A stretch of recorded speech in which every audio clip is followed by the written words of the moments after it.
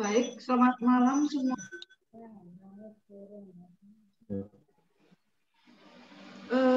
Kita langsung siapkan untuk lagu pembuka. Kita mulai saja ya.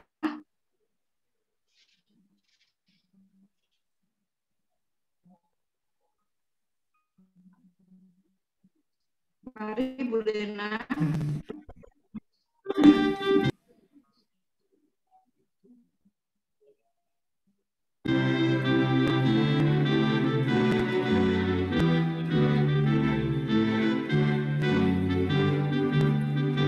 Kita percaya Allah penuh kasih setia, dahulu, sekarang, dan selama-lamanya.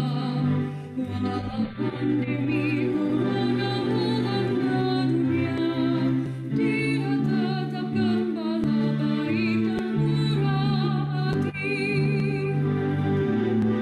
Marilah kita semakin mengasihi gereja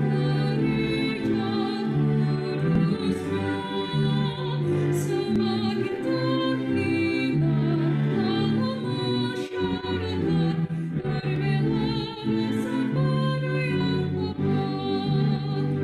Kita diutus semakin menjadi berkat bagi seluruh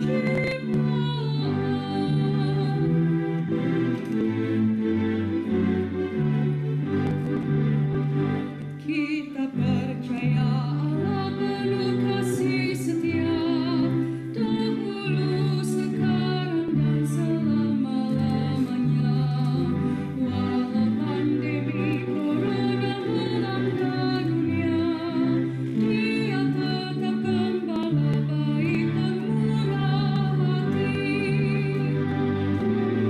Marilah kita semakin mengasihi gereja kudusnya, semakin terlibat dalam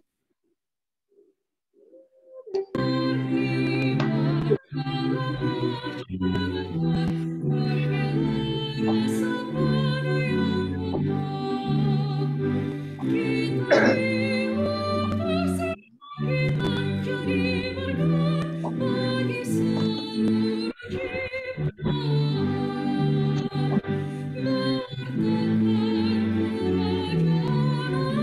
kerajaan demi gereja dan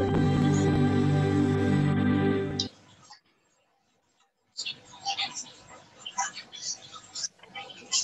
Dalam nama Bapa dan Putra dan Roh Kudus. Amin. Kasih karunia, rahmat, dan damai sejahtera dari Allah Bapa dan Putra dalam persekutuan dan Roh Kudus senantiasa berserta kita sekarang dan sekarang dan selama-lamanya. Selamat malam Bapak Ibu semua. Selamat berjumpa kembali.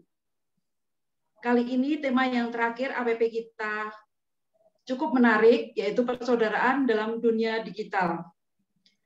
Nanti pertemuan ini kita juga akan mendengarkan sabda Tuhan melalui bacaan dari Injil Yohanes bab 15 ayat 1 sampai 17, di mana di situ ada sabda Tuhan, kita sebagai ranting pokok anggur. Dan juga untuk menyiasati bagaimana sekarang dunia sedang berubah dari komunikasi yang dulu cuman istilah kata komunikasi sederhana, sekarang sudah maju sekali. Bagaimana korelasinya? Monggo Pak Bambang untuk membantu menerangkan hal ini. Baik, terima kasih. Bu Lena, tolong dibantu slide-nya biar gampang.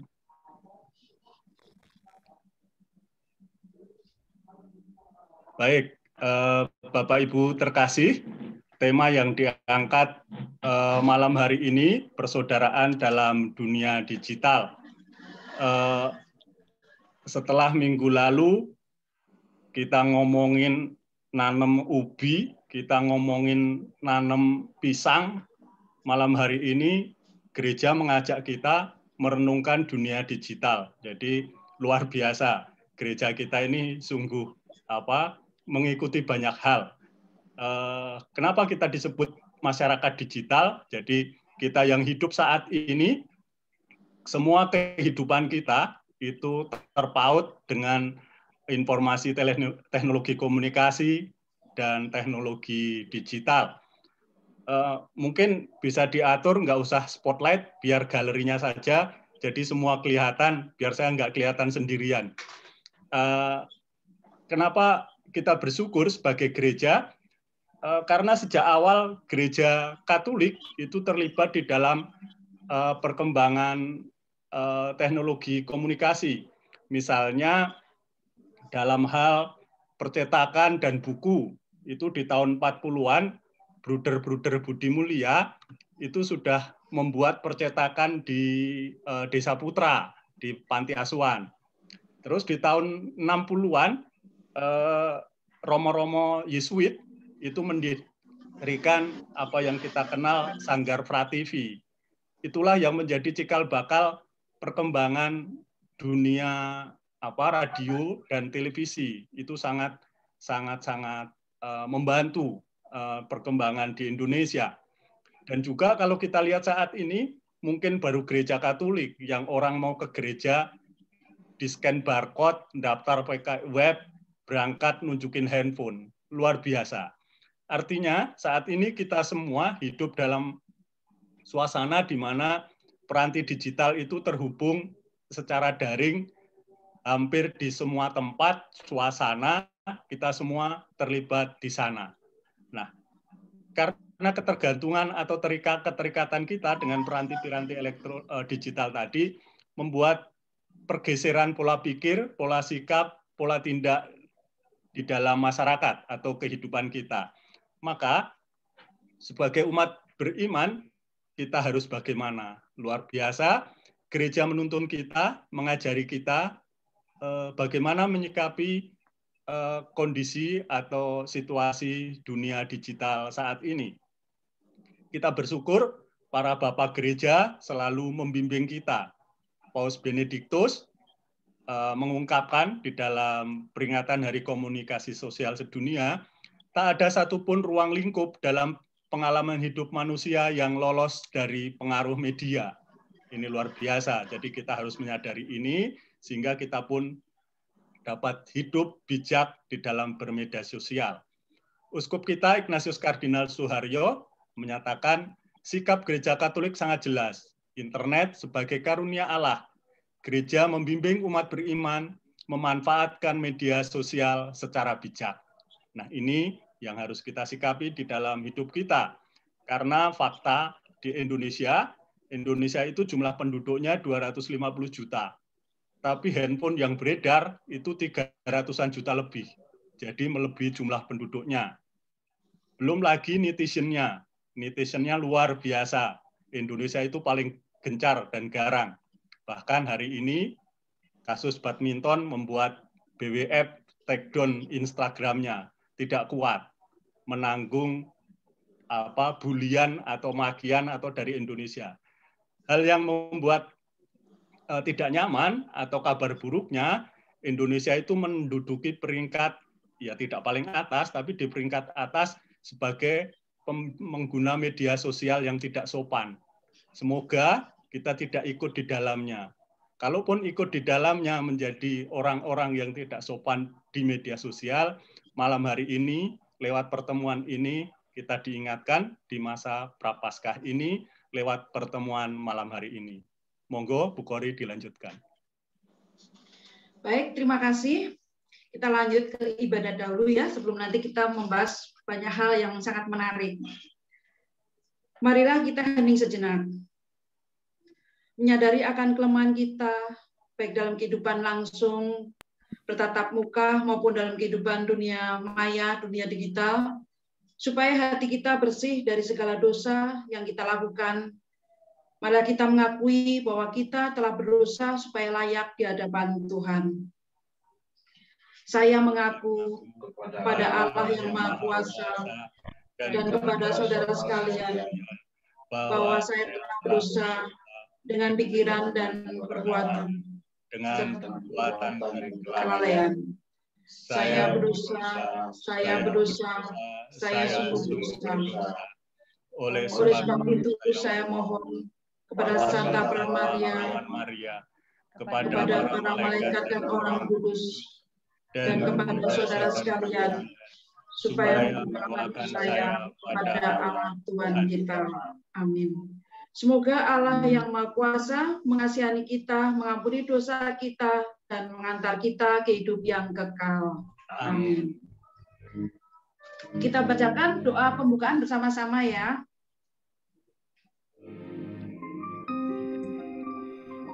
Allah yang Maha Kasih, kami bersyukur Engkau mengasihi kami tiada henti. Terima kasih Tuhan, sebab Engkau senantiasa memperkenalkan diri-Mu kepada kami, berkomunikasi dengan kami, bersahabat dengan kami, dan merindukan kami untuk menyatu dalam persekutuan dengan Dikau. Berkatilah persekutuan kami dalam ibadah ini, agar berbuah dalam persaudaraan dan persahabatan dalam kasih.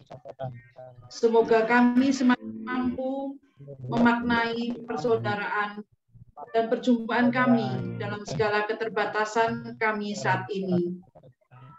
Demi Yesus Kristus, Tuhan dan pengantara kami, yang hidup dan berkuasa bersama Dikau dan Roh Kudus, kini dan sepanjang masa. Amin. Mari kita dengarkan bacaan Injil Sabda Tuhan. Bacaan diambil dari Yohanes 14 1 sampai 17. Akulah pokok anggur yang benar, dan Bapakkulah pengusahanya. Setiap ranting padaku yang tidak berbuah, dipotongnya. Dan setiap ranting yang berbuah, dibersihkannya, supaya ia lebih banyak berbuah. Kamu memang sudah bersih karena firman yang telah kukatakan kepadamu. Tinggallah dalam aku, dan aku di dalam kamu. Sama seperti ranting tidak dapat berbuah dari dirinya sendiri, kalau ia tidak tinggal pada pokok anggur. Demikian juga kamu tidak berbuah jikalau kamu tidak tinggal di dalam aku. Akulah pokok anggur, dan kamulah ranting-ranting. Barang siapa tinggal di dalam aku, dan aku dalam dia, ia berbuah banyak. Sebab di luar aku, kamu tidak dapat berbuat apa-apa. Barang siapa tidak tinggal di dalam aku, ia dibuang keluar seperti ranting dan menjadi kering. Kemudian dikumpulkan orang dan dicampakkan ke dalam api, lalu dibakar. Kalau kamu tinggal di dalam aku, dan firman-Ku tinggal di dalam kamu, mintalah apa saja yang kamu kehendaki, dan kamu akan menerimanya. Dalam hal inilah Bapakku dipermuliakan, yaitu jika kamu berbuah banyak, dan dengan demikian kamu adalah murid-murid. Seperti Bapa telah mengasihi aku, demikianlah juga aku telah mengasihi kamu. Tinggallah di dalam kasih-Ku itu. Jikalau kamu menuruti perintah-Ku, kamu akan tinggal dalam kasih-Ku, seperti aku menuruti perintah Bapakku dan tinggal di dalam kasih. Semuanya itu kukatakan kepadamu, supaya sukacitaku ada di dalam kamu, dan sukacitamu menjadi penuh. Inilah perintahku, yaitu supaya kamu saling mengasihi seperti aku telah mengasihi kamu. Tidak ada kasih yang lebih besar daripada kasih seorang yang memberikan nyawanya untuk sahabat-sahabatnya. Kamu adalah sahabatku jika kamu berbuat apa yang kuperintahkan kepadamu. Aku tidak menyebut kamu lagi hamba, sebab hamba tidak tahu apa yang diperbuat oleh tuannya. Tetapi aku menyebut kamu sahabat, karena aku telah memberitahukan kepada kamu segala sesuatu yang telah kudengar dari Bapa-Ku. Bukan kamu yang memilih aku, tetapi akulah yang memilih kamu. Dan aku telah menetapkan kamu supaya kamu pergi dan menghasilkan buah, dan buahmu itu tetap, supaya apa yang kamu minta kepada Bapa dalam nama-Ku diberikannya kepadamu. Inilah perintahku kepadamu. Kasihilah orang akan yang lain. Demikianlah firman Tuhan. Terpujilah Kristus.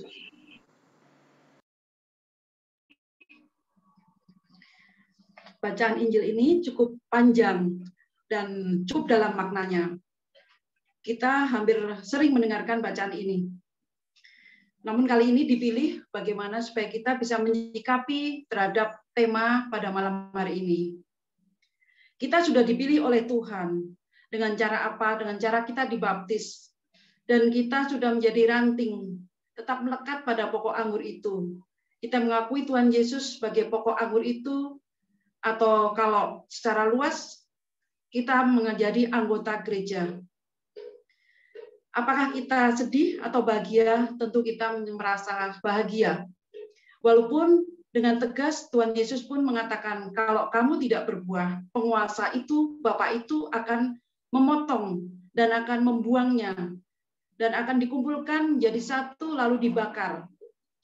Namun kalau kita mengikuti sabdanya dan kita tinggal di dalam Dia, maka sukacita penuh itu yang menjadi janji. Kita akan dimuliakan juga, dan apapun yang kita minta pasti akan dikabulkan. Injil Matius mencatat, malaikat Tuhan berkata kepada Daud tentang Yesus dalam mimpi bahwa mereka akan menamakan Dia Immanuel, yang berarti Allah menyertai kita. Matius 1 ayat 23. Allah selalu menyertai dan bergaul dengan kita. Allah ingin mengasihi kita sebagai teman,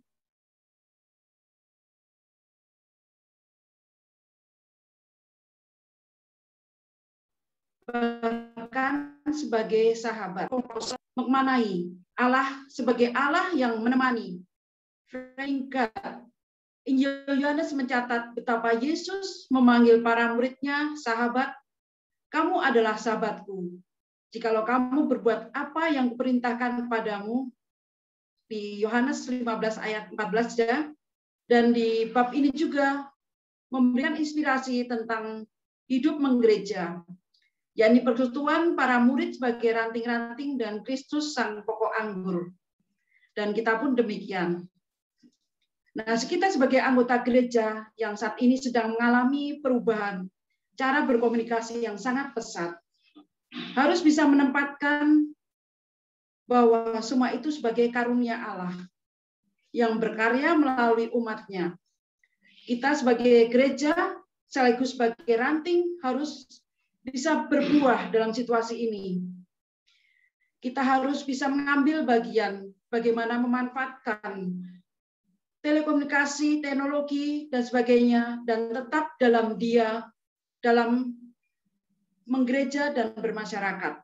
Dan tentu kita semua akan melakukannya itu dan melewati itu. Karena kita tidak bisa menolak perubahan-perubahan itu.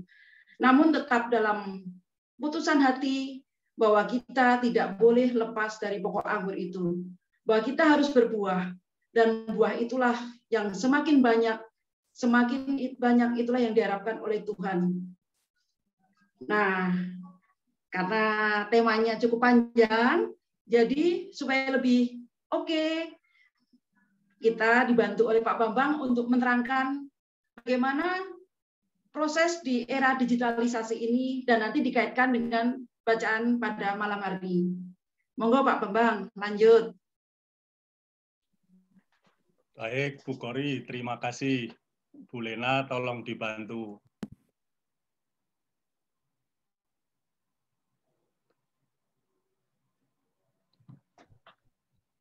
Oke, baik. Bapak Ibu terkasih, mungkin beberapa waktu yang lalu atau masa-masa yang lampau, kita bisa mengatakan bahwa media sosial itu urusannya anak-anak atau orang muda. Boleh juga, monggo kalau mau di spotlight lagi, boleh. Kita bisa mengatakan bahwa yang terlibat itu toh orang-orang muda, anak-anak. Tapi nyatanya hari ini sadar atau tidak sadar, kita semua mengalami transformasi di era digital ini. Terlebih pada saat pandemi, suka tidak suka, mau tidak mau, kita pun akhirnya semua ikut ada di dalamnya. Transformasi digital awalnya itu, atau bukan awalnya, itu juga ada di dunia pendidikan. Misalnya dulu itu kalau anak-anak sekolah itu semua bawa buku, mencatat, hari-harinya itu dipenuhi dengan buku-buku teks. Lalu berubah menjadi elektronik.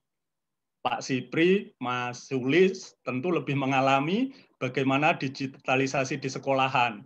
Mereka lebih mudah mengajar dengan PowerPoint, dia bisa berpresentasi, dia bisa menyampaikan dengan secara baik. Kalau hari ini anak-anak bersekolah di rumah secara online, itu sebetulnya bukan dari tujuan dari digitalisasi. Ini karena terpaksa menjadi solusi. Saya yakin Pak Sipri dan Mas Sulis lebih tahu kalau sekolah online itu bukan sesuatu yang dicita-citakan lah, karena ini kondisinya sehingga harus dilakukan itu bukan bagian dari digitalisasi di dunia pendidikan, karena pendidikan tetap harus dengan tatap muka di sekolah, tidak bisa dengan cara seperti itu. Lalu yang kedua, secara sosial, dulu orang sering menyebut kopi darat, kita ngumpul-ngumpul, ngobrol, tapi dalam perkembangannya karena kesibukan, jarak, dan lain-lain, kita dimungkinkan berkomunikasi secara virtual, lewat Skype, lewat video call, atau lain-lain, sehingga yang dari jauh pun terhubung. Seperti malam hari ini, meskipun juga ini bukan bagian dari tujuannya, kita bisa berkomunikasi karena ada perkembangan dunia digital. Bisa dibayangkan kalau pandemi ini adanya 5 tahun yang lalu, mungkin kita juga tidak bisa melakukan seperti ini karena teknologinya mungkin waktu itu juga belum mendukung. Kalau hari ini akhirnya juga ada misa secara online, itu bukan dari tujuan dari digitalisasi secara sosial, karena gereja juga tidak akan memilih itu sebagai, oh besok kalau udah maju orang berdoa seperti ini saja, tentu bukan itu. Nah, tetapi saat ini kita harus suka tidak suka, akhirnya kita juga dihadapkan dengan kondisi ini. Yang ketiga, secara budaya. Kalau dulu kita biasa belanja ke pasar, milih sesuatu di mana-mana, saat ini kita dengan mudah belanja secara online. Nah, kalau ini sungguh-sungguh nyata, sungguh-sungguh perkembangan di era digital, sehingga semua orang menjadi gampang dan mudah untuk berbelanja, memilih sesuatu, berdagang sesuatu, yang tadinya tidak bisa jualan, yang tadinya sulit memasarkan produknya, menjadi gampang memasarkan produknya. Nah, ini juga pengalaman-pengalaman budaya-budaya di era digital yang mungkin saat ini juga dialami Bapak Ibu sekalian di masa pandemi ini. Nah, ini yang nanti bisa kita sharingkan, kita bisa sampaikan apa dampaknya dari dunia digital ini, apa untungnya sehingga pada masa pandemi ini pun teknologi ini bisa membantu kita di dalam menghadapi pandemi ini. Lanjut, Bu Lena, slide berikutnya.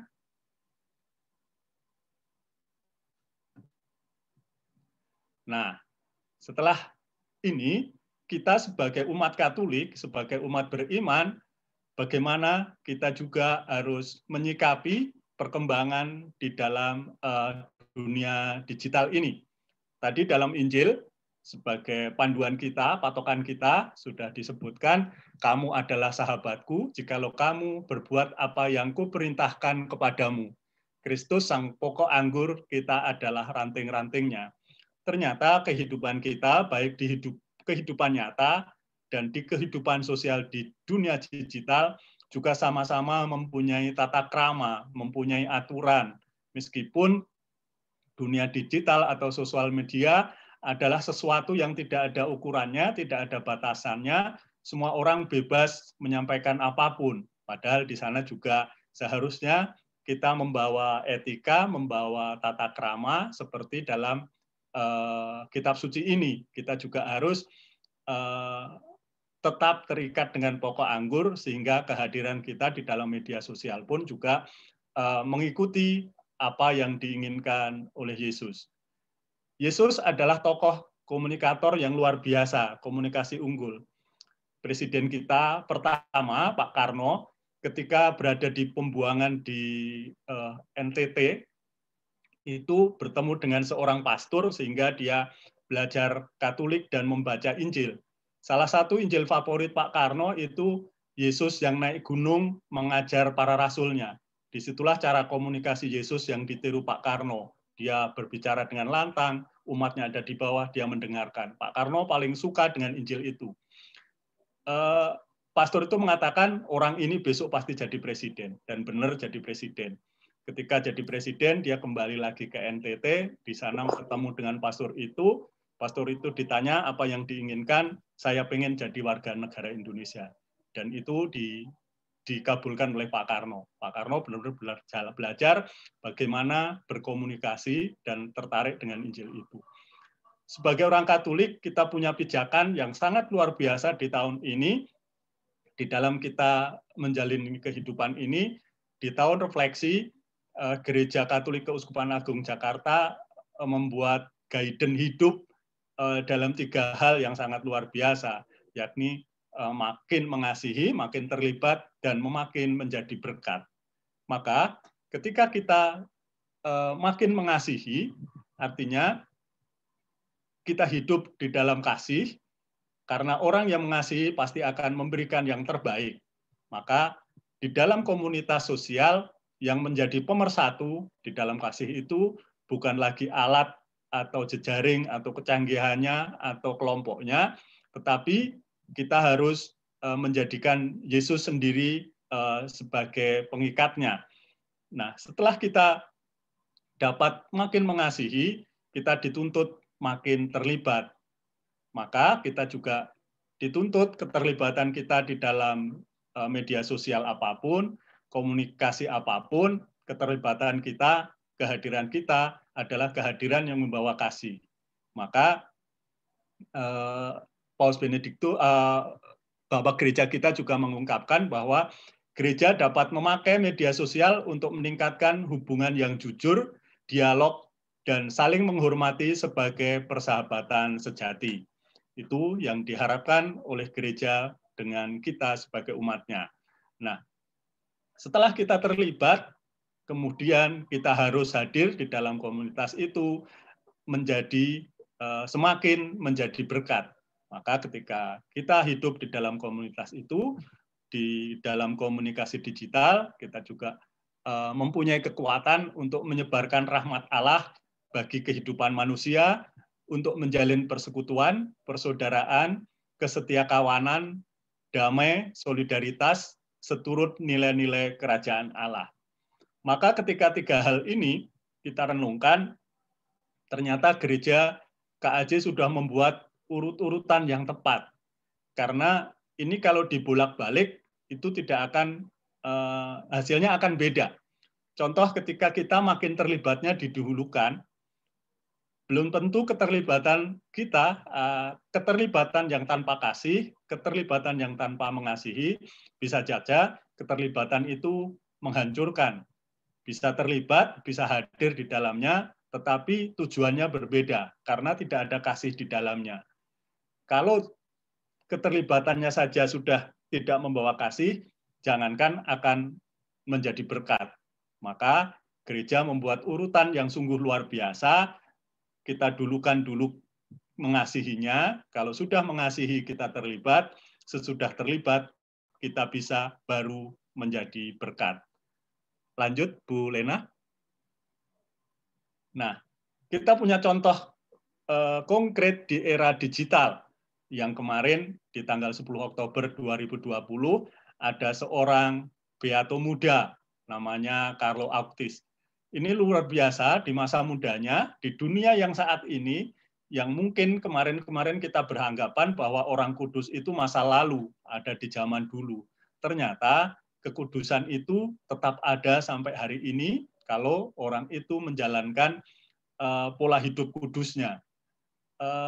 Beato Carlo dijadikan beato bukan karena kepintarannya di dalam dunia digital atau internet, tetapi bagaimana Beato Carlo memanfaatkan internet untuk menyebarkan kasih, menyebarkan kebaikan-kebaikan Tuhan, menyebarkan kebesaran Tuhan melalui Ekaristi. Beliau sungguh devosi dengan Ekaristinya sungguh luar biasa, kesaksiannya dengan Ekaristi luar biasa, dan itu yang dibagikan. Sehingga semakin banyak orang, ketika saat ini mungkin kalau di Indonesia orang berdevosi atau ke gereja itu masih luar biasa taat. Tetapi katanya kalau di dunia barat itu gereja sudah sepi. Tetapi masih ada orang muda seperti ini yang mengajak umat untuk semakin dekat dengan Ekaristi, dan dia setiap saat menjalankan itu, setiap hari. Dan itu yang diceritakan di dalam webnya, di dalam blognya, sehingga semakin banyak orang terpanggil. Maka ketika dia meninggal karena masih muda dan dianugerahi beato karena ketaatan dan kekudusannya. Kita bisa mencontoh Beato Carlo bahwa apa yang kita lakukan, apa yang kita kerjakan hari ini, kalau itu dibawa dalam kekudusan, itulah yang dikehendaki Tuhan lewat pekerjaan dan karya-karya kita. Lanjut, Bu Lena. Nah, maka malam hari ini kita diajak untuk merefleksikan bagaimana hidup kita dengan di era digital ini di dalam kebersamaan kita, baik di dalam masyarakat ataupun di dalam komunitas kita. Sebagai panduannya, ada beberapa hal yang bisa kita gunakan sebagai refleksi atau permenungan. Sejauh mana aku menggunakan media sosial seturut nilai-nilai Injil, seperti mewartakan kegembiraan, persaudaraan, kejujuran, kebenaran, kebaikan, kasih, dan pengampunan. Yang kedua, sejauh mana kita sudah mengoptimalkan internet untuk menjalin persekutuan dalam iman, seperti dengan berdoa bersama secara daring, katekese, pendalaman iman. Nah, yang berikutnya, apa aksi nyata yang bisa kita lakukan, ataupun bukan aksi nyata, tetapi apa juga yang sudah kita lakukan di era pandemi ini secara digital, secara online, bisa menolong sesama yang terdampak COVID-19 secara ekonomi.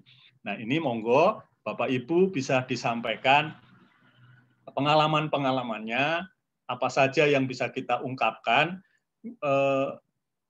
dengan kondisi saat ini, dengan sarana digital ini, kita masih bisa menjalin persaudaraan, kita masih bisa berdoa bersama, saling menguatkan, saling berbagi cerita, atau yang di sekolah bagaimana pengalamannya menghadapi era digital ini di dalam dunia pendidikan atau di dunia kerja, yang di kelompok doa juga bisa menyampaikan ini sebagai sebuah refleksi bersama. Monggo kami persilahkan.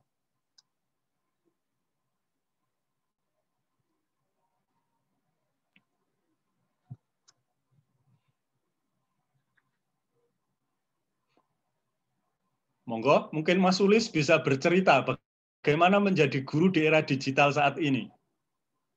Pengalamannya, suka dukanya, seperti apa? Terima kasih Mas Bambang. Saya mengenal komputer itu di Jakarta, Mas.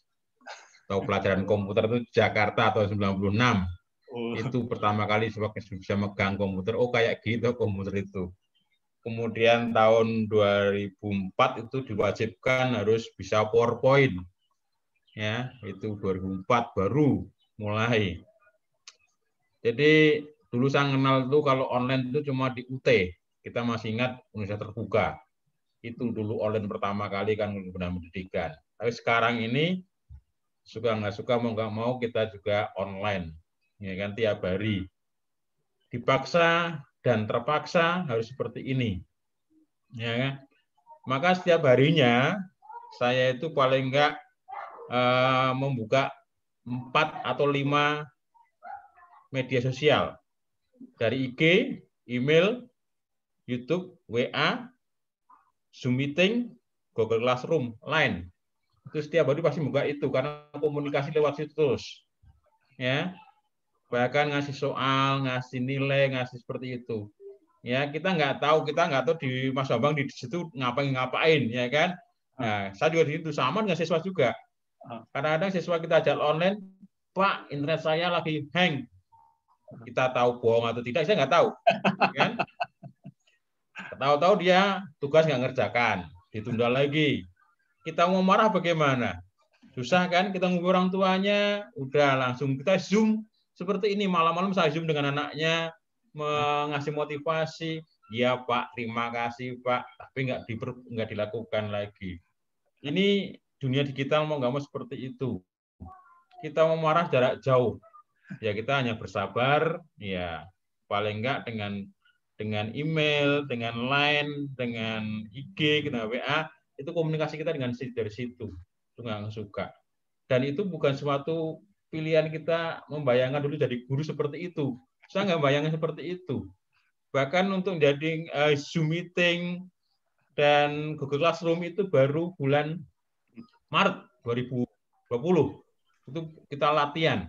Bahkan sampai 6 bulan terakhir itu 6 bulan awal itu kita latihan terus gitu. Bagaimana cara membuat media menarik, membuat video, kita rekaman, kemudian membuat materi yang menarik, kemudian slide PPT dijadikan video, dikasih suara, ya akhirnya terakhir apa? Beli laptop baru. Akhirnya dengan utangan dari yayasan itu. Nah, tetapi yang menjadi sesuai dengan kitab suci tadi, kita bersyukur, masih bersyukur kita bisa komunikasi dengan orang lain dengan ini untuk berbuat baik. Artinya dengan media sosial kita berusaha juga istilahnya memotivasi anak, ya kan, pagi-pagi menyapa gimana kondisinya, sudah berdoa atau belum, itu ketika pendidikan ini seperti itu. Kita tetap berdoa dengan sarana digital juga.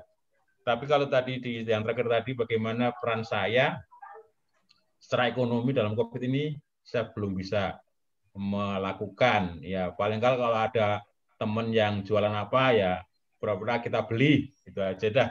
Itu aja Mas Bambang. Terima kasih.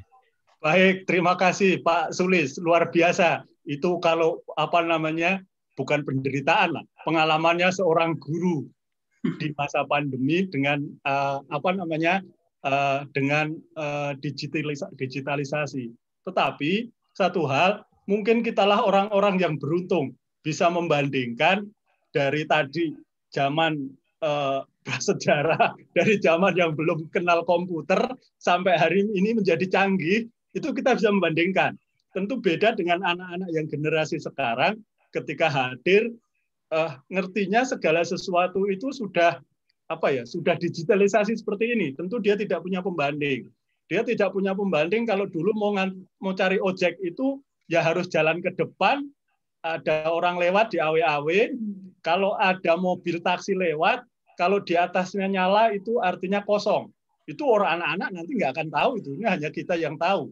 Nah, kita luar biasa mengalami dari fase yang sangat kuno sampai yang fase modern saat ini kita mengalami. Luar biasa pengalaman sebagai pendidik. Monggo, yang lain silahkan menyampaikan dengan kondisi saat ini, apa yang dialami dalam kehidupan dengan digitalisasi saat ini. Luar biasa Mas Ulis, sehari pegang 5 medsos. Monggo yang lain.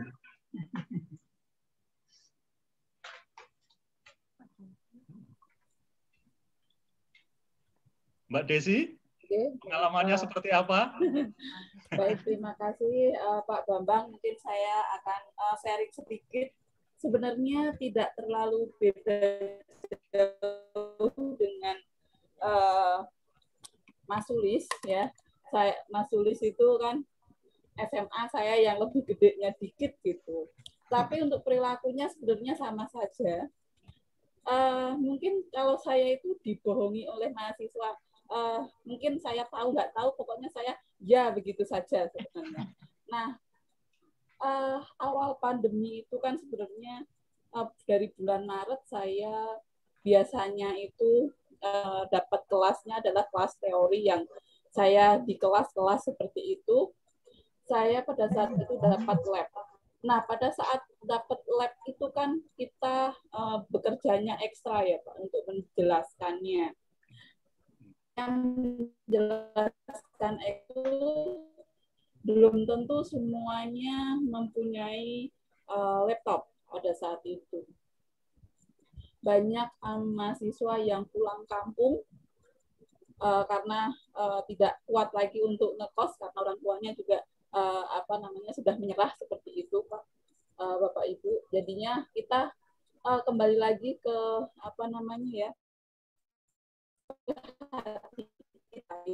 kalau mata kuliah praktek tapi tidak di depan laptop itu seperti apa seperti itu. Saya sampai bingung. Terus permasalahannya adalah itu satu laptop untuk praktek. Yang kedua adalah sinyal pada saat mengirim tugas ataupun pada saat meet seperti itu. Karena kita memang diwajibkan minimal itu 6 kali. Nah, akhirnya mereka nggak melaksanakan. Oke, silakan kalau yang nggak. Nah, ujung-ujung pada saat saya UAS itu adalah ada yang tidak bisa mengirimkan soal UAS karena tidak punya kuota. Itu sudah melewati 1 minggu batas terakhir untuk pengumpulan UTS. Itu saya benar-benar bagaimana ya, saya mau marah tidak bisa, tapi kondisinya seperti ini. Nah ternyata gitu kan, saya ini ternyata itu dengan teknologi pun kita sebenarnya tidak enak karena banyak banget keterbatasan. Saya membandingkan pada saat masih tatap muka, saya itu pulang, saya berangkat mengajar langsung ke kelas, mengajar kadang-kadang sampai waktu habis selesai. Tetapi sekarang setiap setiap hari dari jam 8 membuka laptop sampai jam 12 malam itu masih melayani mahasiswa. Baik di depan laptop maupun di depan handphone. Nah, di handphone saya sampai 2 handphone yang saya gunakan karena satu handphone handphone yang satu sudah jebol karena saking banyaknya WA atau chat-chat yang tidak ya karena saking trafficnya seperti itu. Nah, dampak dari teknologi pun juga kadang-kadang kita kembali lagi mengeluh. Dulu kayaknya teknologi itu sangat membantu kita, tapi pada saat ini ada yang membantu, ada yang membuat kita repot. Seperti itu. Sekarang sampai kita sidang skripsi pun juga seperti itu. Kalau kita pada saat sidang skripsi tatap muka langsung kita melihat ekspresinya, melihat kejujurannya. Pada saat kita sidang skripsi melalui online kita pun juga tidak tahu. Dan ujung-ujungnya lagi kita pun juga kadang tidak tega dengan kemampuan yang sangat terbatas, gitu. Terus kita pun nggak ngelulusin pun juga tidak akan gitu seperti itu.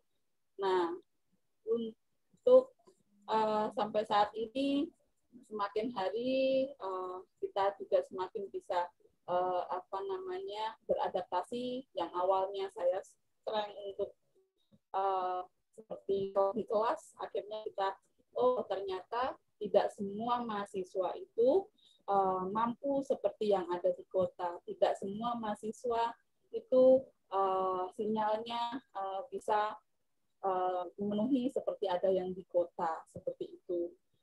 Nah, kembali lagi kan kita ego kita, apakah saya mau dipandang bahwa saya itu dosen yang harus dipatuhi, tapi kembali lagi kita harus kembali lagi menurunkan egois kita melihat lagi ke belakang seperti itu. Nah, kalau untuk dalam masa pandemi ini untuk membantu perekonomian, kalau saya belum terlalu banyak, mungkin ya itu seperti Mas Sulis tadi, teman yang menjual, kita pokoknya beli saja. Yang penting kita nikmati, langsung kita beli. Mungkin kalau yang tidak bisa nikmati, mungkin kita skip dulu, seperti itu. Kita selalu dalam pandemi ini, saya juga sangat bersyukur sekali, walaupun keterbatasan, walaupun saya di rumah, seperti itu, saya masih menerima pendapatan setiap bulan tidak berkekurangan, itu sangat bersyukur. Kita tidak kurang-kurangnya, kita kalau dibandingkan dengan orang lain mungkin itu ya kita lebih sehingga kita lebih bersyukur, seperti itu saja. Karena kalau kita egois pasti untuk menghadapi saat ini yang semuanya harus teknologi, tetapi keadaannya berbeda, itu semuanya tidak akan berjalan dengan lancar. Seperti itu, Pak Bambang, mungkin sedikit dari saya. Terima kasih. Terima kasih, Mbak Desi. Jadi ternyata Pak Guru dan Bu dosen tidak senyaman yang kita bayangkan. Wah, gurunya enak sekarang ngajar cuma dari rumah. Ternyata ketika di masa pandemi dengan teknologi digital, guru dan dosen yang biasanya jam 8 pagi sampai jam 5 sore sudah istirahat, malam sudah tinggal nyuruh mikirin apa, ternyata justru dari jam 8 pagi sampai jam 12 malam online terus, tidak ada hentinya. Nah, ini dua-duanya pengalaman tenaga pendidikan. Mungkin ada yang lain yang di dunia yang lain yang bisa menyampaikan sharingnya, atau yang di dunia kerja atau seperti apa dengan kondisi pandemi saat ini. Monggo, silakan. Saya Pak Bambang, Matias, Pak. Oke, Pak Matias, monggo. Saya singkat aja menanggapi aksi yang bisa saya lakukan secara online ini, ya bukan menolong sesama, tapi lebih ke saya ya. Jadi saya itu kan tidak bisa masak, tidak bisa buat lauk, tidak bisa. Tahunya kalau nanti jam 5 mamanya Unam bilang kita makan apa dan lain-lain. Nah, di masa pandemi dan dengan adanya ya sekarang ini kita mau buat apa saja, buat lauk apa, bisa lihat di YouTube bumbunya apa saja. Mula-mulanya tuh hanya buat kejutan biar istri senang, ya.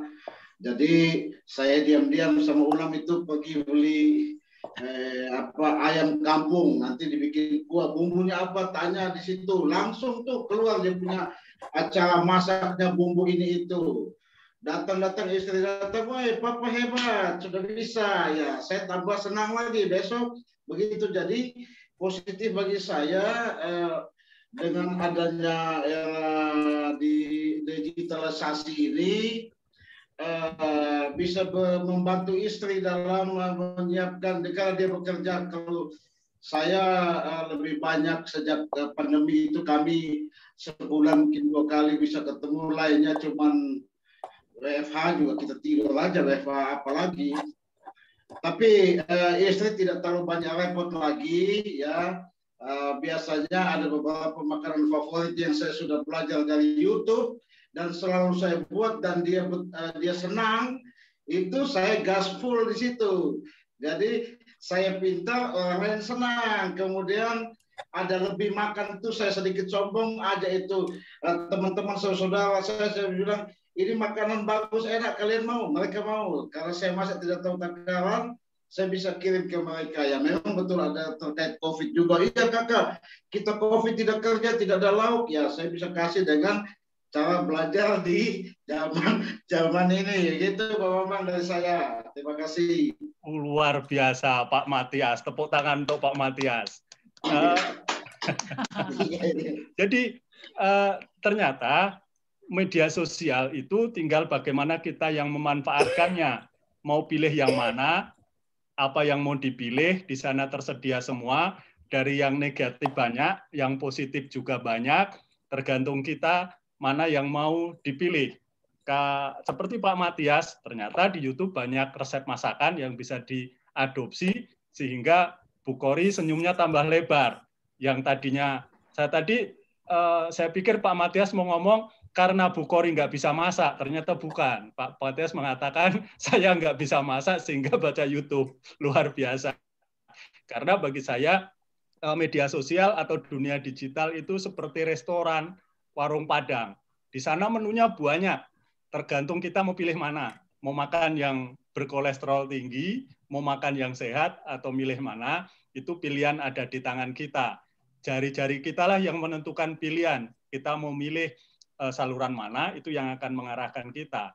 Dan yang luar biasa di saat ini adalah jejak digital itu tidak bisa dihapuskan. Jejak digital itu akan selalu ada. Apa yang selalu kita buka, apa yang selalu kita baca, itu dicatat oleh Google. Sehingga kalau kita sering baca masakan seperti Pak Matias, setiap hari Pak Matias pasti akan disodori menu-menu masakan. Menu masakan lagi, datang lagi, datang lagi. Dia tahu, yang suka belanja, belanjanya sepatu, besok dikirimin sepatu terus. Nah, maka ke depan anak-anak kita, adik-adik kita ini, kalau Bu Kori yang sebagai orang HR, besok tuh orang wawancara itu tinggal di-search di Google, orang ini aktivitasnya apa. Oh, ini selalu mengikuti aliran yang seperti ini, nggak mau, ya, tinggal disortir. Karena di sana ada catatan.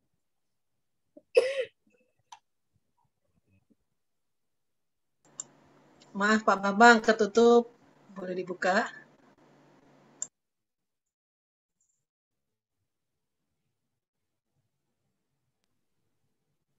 Oke, maaf, ketutup. Jadi udah. Pokoknya di media sosial itu tergantung apa yang mau dipakai, apa yang mau dipilih. Jadi ketika jejak digital itu akan dicatat ada di sana, identitas kita, Bu Kori orang HR pasti udah tahu, kalau milih orang udah dicek aja di situ. Orang ini alirannya seperti apa, hobinya apa, kebiasaannya apa, semua ada. Udah. Jadi ketika kita mengajarkan anak-anak kita ambil diarahkan ke sesuatu yang baik-baik, karena itu akan tercatat sepanjang masa, itu akan menjadi file yang ketika, karena kalau sekarang itu ketika orang HR mau wawancara tinggal ditanya IG-mu apa, FB-mu apa, nah aktivitasnya segala sesuatu ada di situ, Google mencatat itu. Oke, sudah ada aktivitas lain di rumah semasa pandemi dengan masa. Monggo, yang lain silahkan. Boleh saya Pak Bambang. Oke, Bu Lena, silakan. Saya mengenal komputer pada saat skripsi kuliah ya, mungkin 98. Terus saya ya standar lah ya, Word lah. Terus kemudian media sosial yang saya pakai juga normal, Facebook, Instagram, Twitter, Line, dan WhatsApp. Berhubung masa pandemi ini, karena kebanyakan di rumah, apalagi operasional kantor sudah dibilang 80% berhenti, kegiatan apa nih yang saya mau lakukan? Akhirnya saya bersama teman-teman awalnya, 8 orang kita doa bersama, doa kerahiman. melalui WhatsApp video pada WhatsApp ya. Terus kok kayaknya banyak yang mau berminat karena WhatsApp hanya bisa 8 orang. Akhirnya kami coba menggunakan Zoom. Sama sekali nggak ngerti yang namanya conference video. Saya belajar, akhirnya bisa. Dan kita sekarang rutin berdoa setiap hari dari Senin sampai Jumat. Itu doa kerahiman ilahi. Tapi kita bukan devosan dari kerahiman ilahi. Jadi kita mengikuti liturgi gereja. Cuman diawali dengan kerahiman. Dan sampai saat ini peserta yang sudah bergabung dengan kami itu setiap hari rutin hampir 40 orang. Itu dari berbagai negara. Jadi ada dari Brussels, dari Surabaya, banyak sekali ya. Kalau kita mengadakan event, misalnya kita panggil Stephen Lex atau panggil tamu atau romo, itu bisa sampai 300 peserta. Dan puji Tuhan, dengan komunikasi ini kita juga menambah wawasan dengan teman-teman di luar lingkungan gereja kita sendiri. Selain itu, karena ini masa COVID, kita sekedar doa saja, yang cuma doa aja dong, doa kerutin istilahnya ya. Kita mau coba doa apa nih dalam masa pandemi. Awalnya kita mendoakan pasien-pasien COVID yang dititipkan kepada kami, jadi kita tiap hari doakan. Itu seminggu sekali kita ganti. Bisa sampai berapa slide ya, kita doanya ganti-gantian. Terus akhirnya tidak hanya doa COVID, kita mulai doa ke penyakit kanker. Kemudian ditambah lagi dengan pasien penyakit diabetes, stroke, segala macam. Nah, karena kemarin bulan November, bulan arwah, kita tambahin lagi dengan mendoakan para arwah selama 40 hari. Sampai hari ini, itulah yang kami doakan rutin adalah doa kerahiman, terus doa untuk pasien dan juga untuk arwah, karena kita sekarang lagi tahun Santo Yusuf, 1 bulan kemarin sampai kemarin tanggal 19 kita renungan Santo Yusuf. Yang dulunya saya nggak ngerti sama sekali itu apa namanya Rosario Santo Yusuf seperti apa, doa Rosario Misa Arwah seperti apa, tapi dengan semua kemajuan digital ini ternyata menambah wawasan iman saya dan pengetahuan saya mengenai Katolik. Itu yang saya bisa sampaikan. Terima kasih. Terima kasih Bu Lena, luar biasa. Berkat Bu Lena, akhirnya Zoom meeting-nya juga bisa kita pinjam. Itu bagian dari berkah. Karena luar biasa menjadi di masa pandemi ketika ada waktu, bukan kosong, justru diarahkan ke arah doa yang luar biasa. Dan ternyata digital bisa membuat yang dunianya tanpa batas bisa bergaul, bisa berkumpul, bisa berhimpun, bukan hanya dalam satu kota, satu negara, bahkan sampai lintas negara, bisa menjalin persaudaraan. Luar biasa, Bu Lena. Monggo, yang lain mau menambahkan lagi?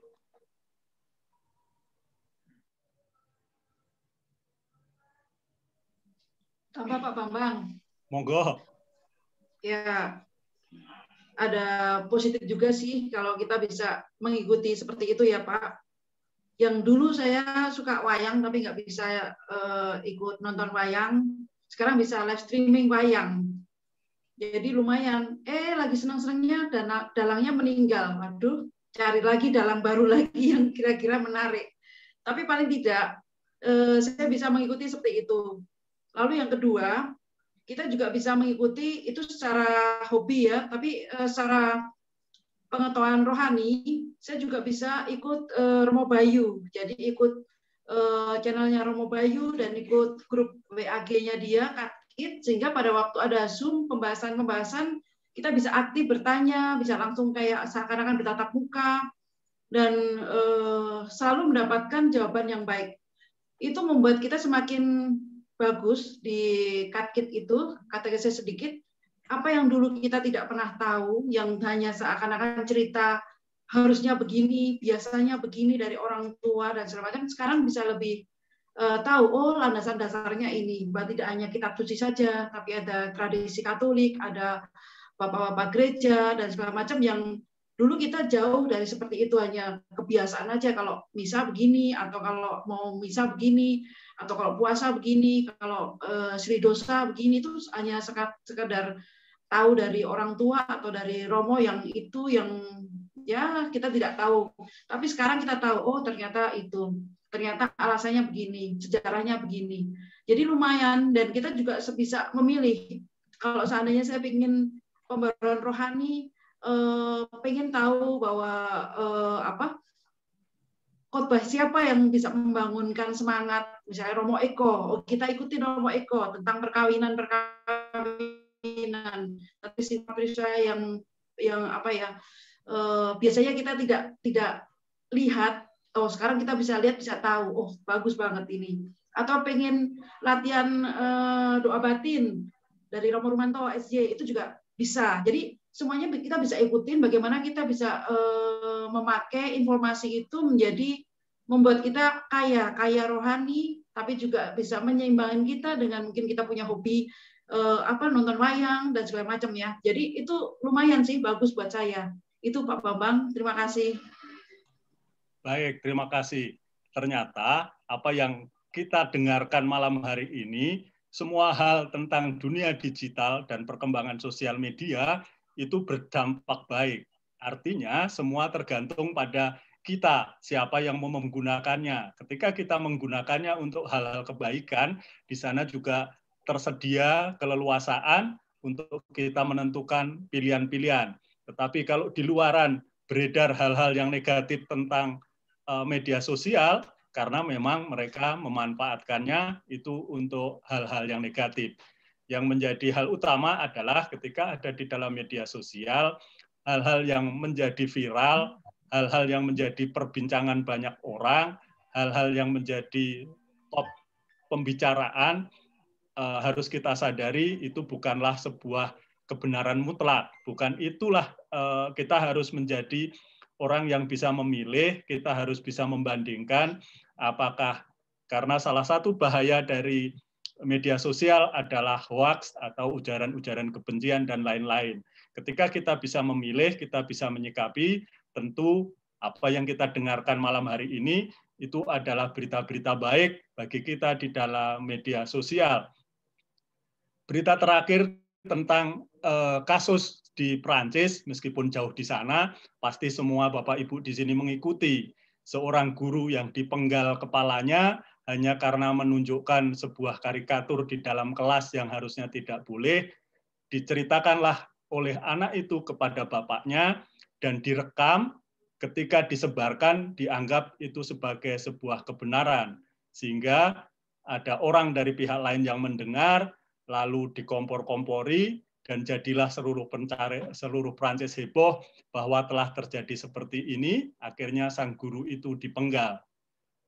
Kemarin ketika ada di dalam persidangan, ternyata terbongkar anak yang bercerita kepada bapaknya dan direkam dan disebarkan itu, hari itu ternyata tidak masuk kelas. Akhirnya ketahuan bahwa si anak itu ngarang, bapaknya juga percaya, tidak menyangka kalau itu ngarang, dan semua mengikuti, tetapi sang guru sudah terlanjur dipenggal.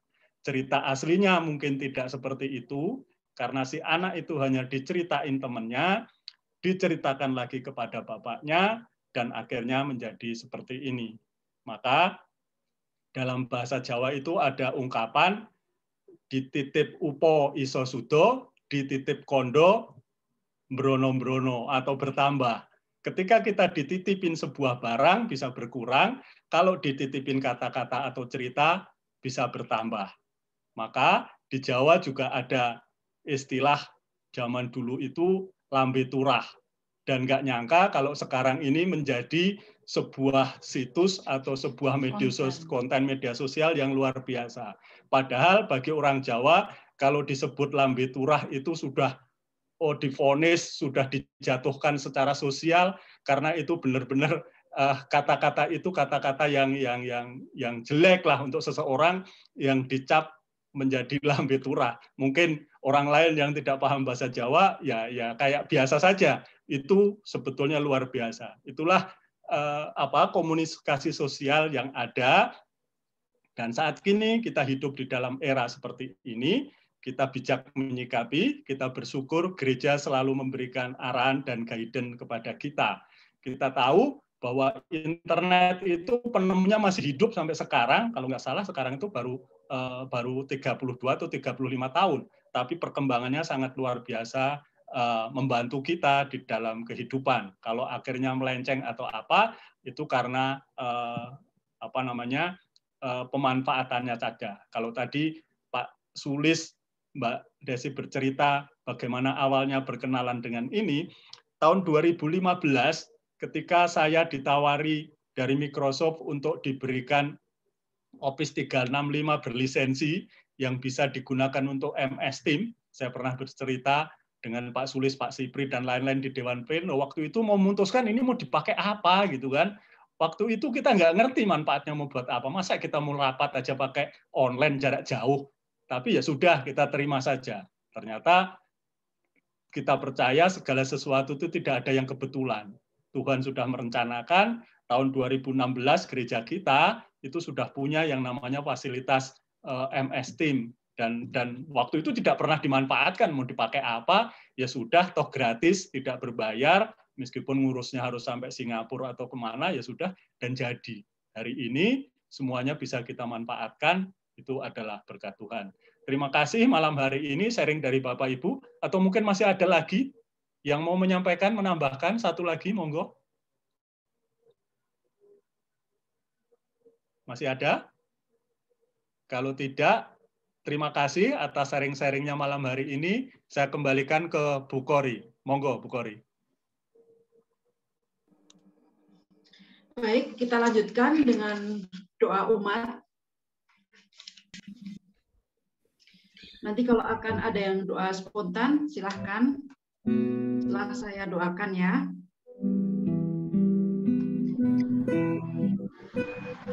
Ya Bapa, Allah dan pengharapan kami, Engkau telah mempersatukan kami dalam persekutuan gerejamu.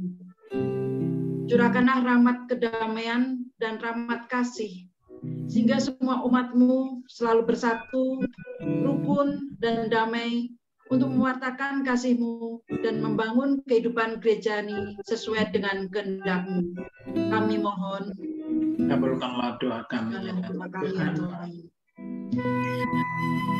Ya Allah, berkatilah para pemimpin bangsa dan negara kami, agar mampu melaksanakan tugas tanggung jawab melalui rahmat kebijaksanaan-Mu, sehingga mereka dapat memimpin dengan bijaksana kami para masyarakat yang ada ini. Marilah kita mohon. Kabulkanlah doa kami, ya Tuhan. Bagi mereka yang saat ini sedang menderita sakit atau sedang mengalami berbagai macam permasalahan kehidupan, kuatkanlah ya Bapa dan tabahkanlah mereka. Dan sertalah bukalah hati kami untuk selalu peka pada penderitaan dan kebutuhan orang lain, terutama mereka yang sedang sakit, tersingkir, yang lemah, dan penderita disabilitas. Kami mohon.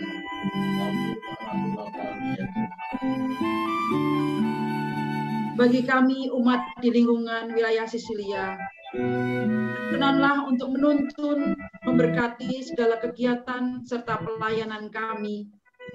Dan kami mohon Roh Kudus untuk memimpin pikiran kami agar dapat bijaksana dalam memanfaatkan semua tindakan yang menggunakan media sosial di dunia digital ini. Marilah kita mohon. Kabulkanlah doa kami ya Tuhan. Silakan yang mau doa spontan. Allah Bapa di dalam surga, Allah yang penuh kasih, kami bersyukur atas kasih berkat-Mu yang senantiasa menyertai kami. Terutama Tuhan telah memberkati orang-orang yang menciptakan media atau alat-alat komunikasi. Semoga kami pun mampu menggunakan alat-alat komunikasi ini demi kewartaan dan kemuliaan nama-Mu, dan semuanya demi kesejahteraan kemajuan umat manusia. Marilah kita mohon. Kabulkanlah doa kami ya Tuhan.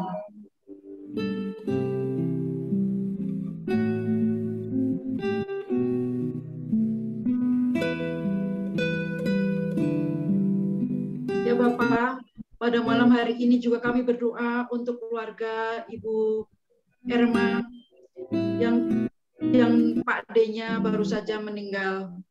Semoga proses penghormatan terakhir sampai ke Jogja bisa berjalan dengan lancar dan jiwanya diampuni serta mendapatkan kerahiman Tuhan. Marilah kita mohon.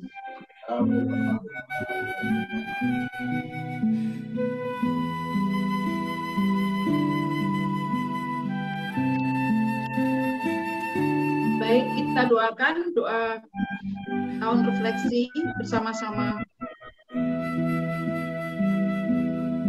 Allah Bapa, penyelenggara kehidupan, kami bersyukur karena Engkau telah menggerakkan para perintis, para martir, dan mengutus banyak pribadi untuk terlibat dalam perjalanan hidup Gereja Keuskupan Agung Jakarta. Kami sungguh mengasihi keuskupan kami dan semakin ingin terlibat, sehingga semakin menjadi berkat bagi seluruh ciptaan. Bimbinglah kami agar mampu melihat ke dalam dan melakukan perbaikan diri, mengadakan perubahan yang diperlukan, dan wujudkan niat-niat yang lebih baik dan lebih kokoh dalam menjalankan semua aspek kehidupan gereja dan masyarakat. Curahkanlah Roh Kudus-Mu agar kami semua mampu menjadi gembala yang baik dan murah hati dengan sukacita terus menghidupkan nilai-nilai Pancasila dalam negara kesatuan Republik Indonesia. Turut menciptakan dunia yang lebih sehat dan lebih layak, terlebih selama masa pandemi. Semakin memiliki perhatian pada mereka yang kecil, lemah, miskin, tertindas, dan disabilitas. Mengikuti teladan putramu berbuah bagi kebaikan bersama. Santo Yusuf, untuk gereja semesta, doakanlah kami. Bunda Maria, Bunda umat berhikmat, Bunda segala bangsaku, doakanlah kami. Amin. Salam Maria, penuh rahmat Tuhan sertamu.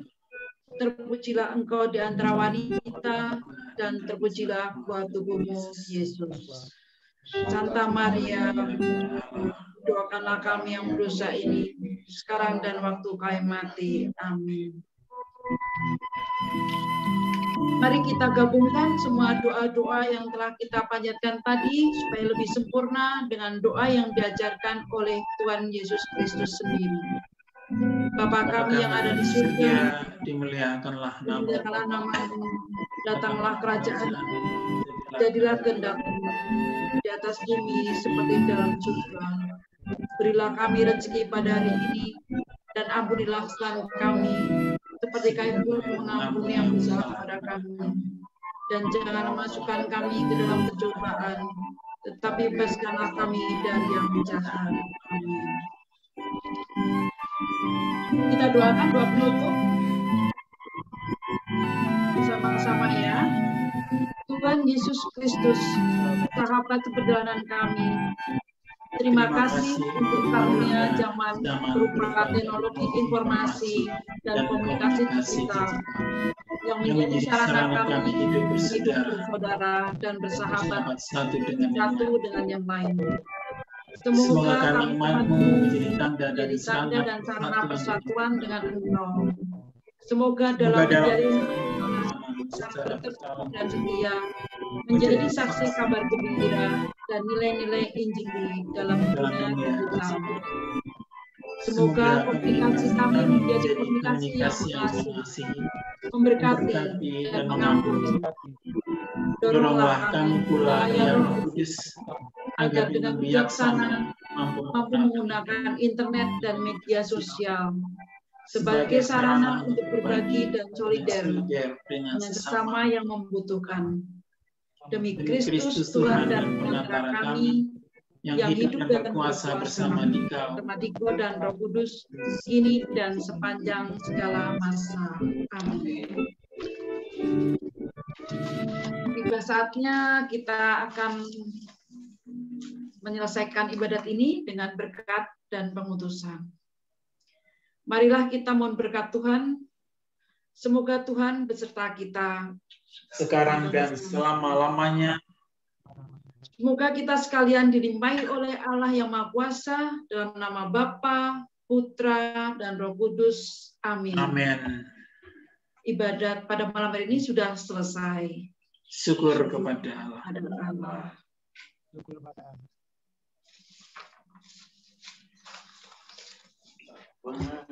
Surgawi, tolonglah hamba.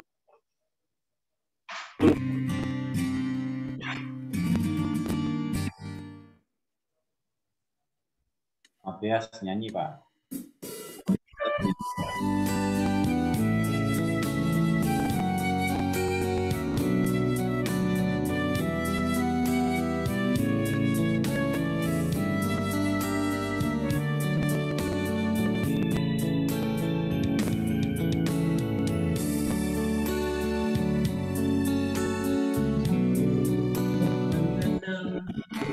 Betapa dalamnya kasih.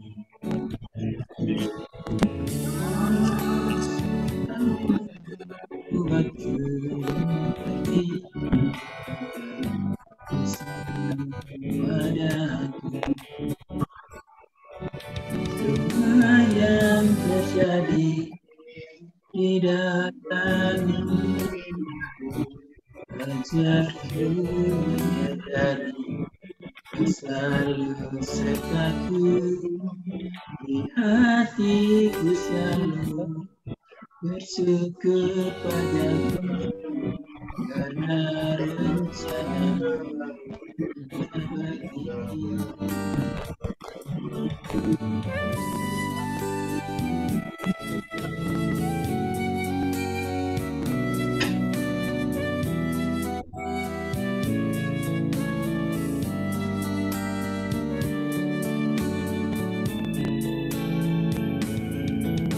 Surgawi ajarku mengenal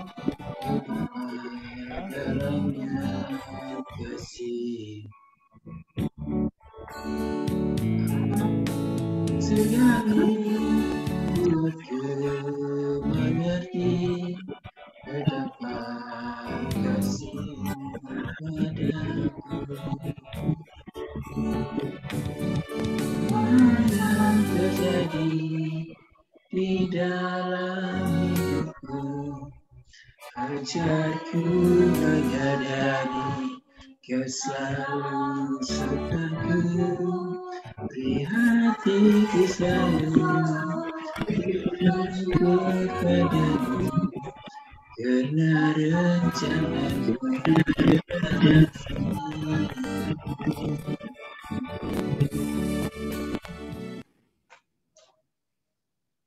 Enggak ada suaranya.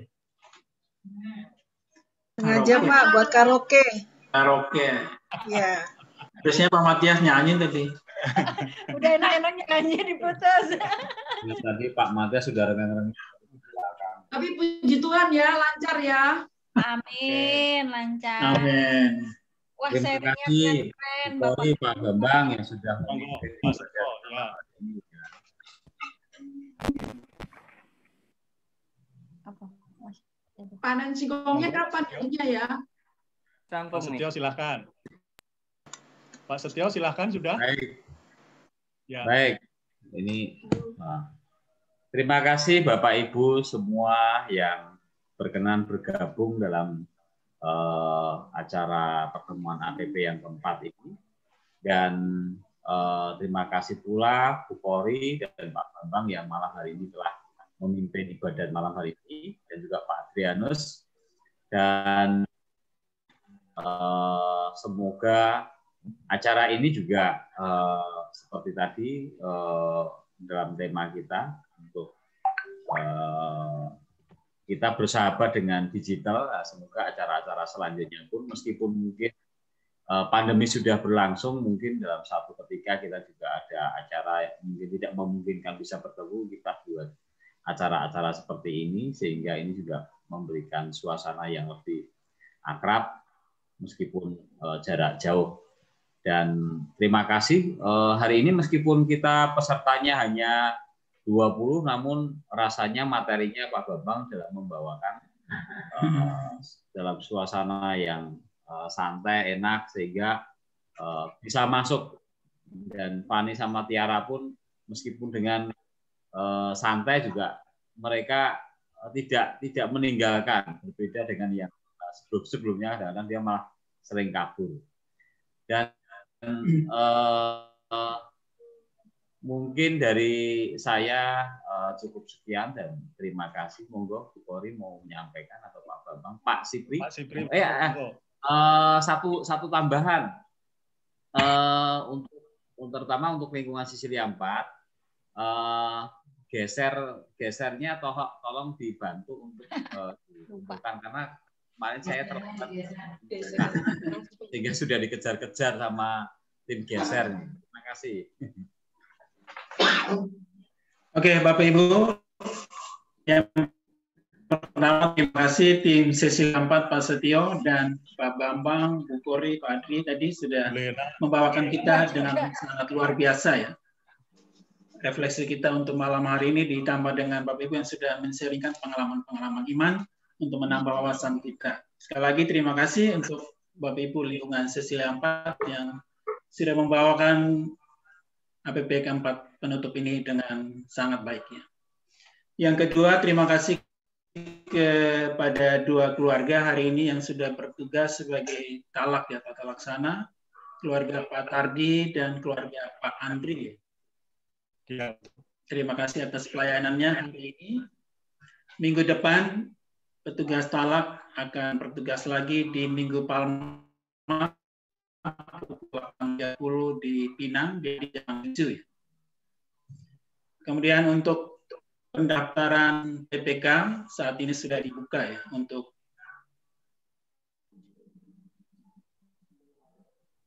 Minggu Palma dan juga akan menggunakan pendaftaran PPK online.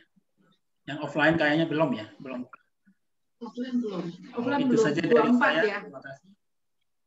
Ya. Baik, terima kasih Bapak Ibu. Saya juga mohon maaf kalau ada hal-hal yang kurang pas di dalam penyampaian malam hari ini karena saya ditodong Bu Kori untuk ikut. Padahal saya tadinya menonton final biliar.